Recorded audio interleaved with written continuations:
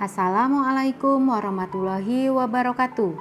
Salam sehat, salam semangat, dan tetap berprestasi untuk semua peserta didik yang hari ini siap untuk belajar, untuk menambah ilmu dan pengetahuan. Selamat berjumpa di ruang virtual ini untuk menemani kalian belajar dari rumah dalam pembelajaran jarak jauh.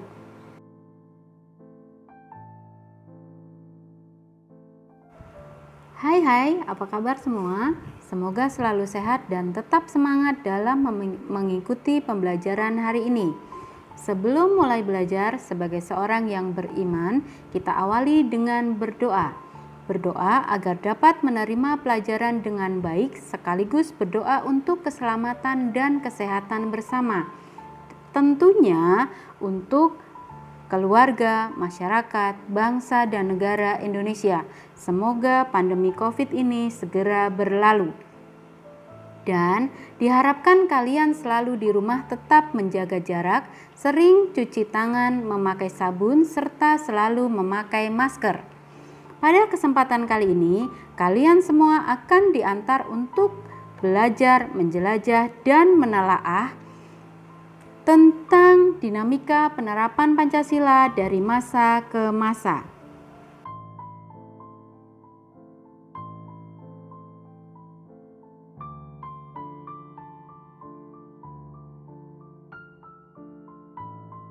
Pada waktu kalian kelas 7 dan kelas 8, tentunya telah mempelajari kedudukan Pancasila. Materi yang kamu pelajari tersebut merupakan modal untuk memahami materi kita hari ini, yaitu Pancasila sebagai dasar negara dan pandangan hidup bangsa, serta penerapan nilai-nilai Pancasila dari masa ke masa. Setiap negara yang telah merdeka dan berdaulat pasti memiliki dasar negara yang dijadikan sebagai pondasi penyelenggaraan pemerintahan negara. Bagi bangsa Indonesia, Pancasila memiliki kedudukan dan arti penting, yaitu Pancasila sebagai dasar negara dan Pancasila sebagai pandangan hidup bangsa. Pancasila sebagai dasar negara mengandung pengertian bahwa Pancasila merupakan dasar serta norma untuk mengatur penyelenggaraan negara. Tentunya kalian harus tahu juga arti penting Pancasila sebagai pandangan hidup bangsa dapat diidentifikasi sebagai berikut. 1. Kerangka acuan membentuk karakter. 2. Petunjuk dalam memecahkan permasalahan yang dihadapi bangsa. 3. Petunjuk arah bagi bangsa Indonesia dalam segala bidang kegiatan dan aktivitas hidup manusia. Nah, dalam pelaksanaannya, Pancasila mengalami pasang surut seiring perkembangan zaman. Lantas, bagaimana dinamika penerapan Pancasila dari masa ke masa? Yuk kita pelajari. Di Indonesia, penerapan nilai-nilai Pancasila terbagi dalam 4 periodisasi, yaitu pada awal kemerdekaan, masa Orde Lama, masa Orde Baru, dan masa reformasi.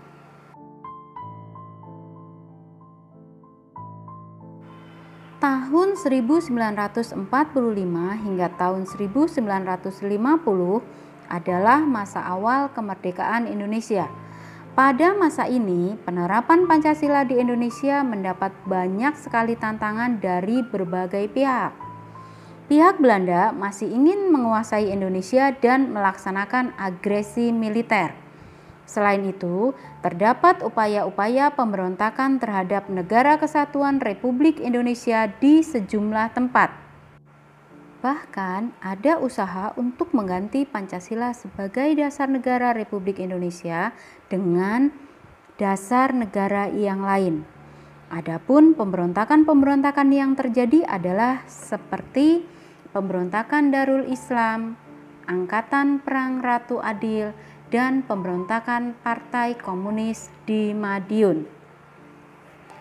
Pemberontakan Partai Komunis di Madiun terjadi pada tanggal 18 September tahun 1948. Tujuan utamanya adalah mendirikan negara Soviet Indonesia dan mengganti ideologi Pancasila menjadi ideologi komunis. Akan tetapi, pemberontakan ini berhasil digagalkan. Kemudian, DITII berniat mendirikan negara dengan dasar Islam. Pada tanggal 7 Agustus tahun 1949, Kartosuwiryo memproklamasikan berdirinya Negara Islam Indonesia.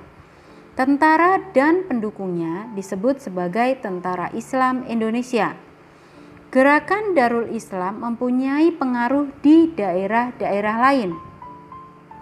Selain Kartosuwiryo memproklamasikan NII di Jawa Barat, di Jawa Tengah pasukan Amir Fattah menyatakan bergabung dengan DITII.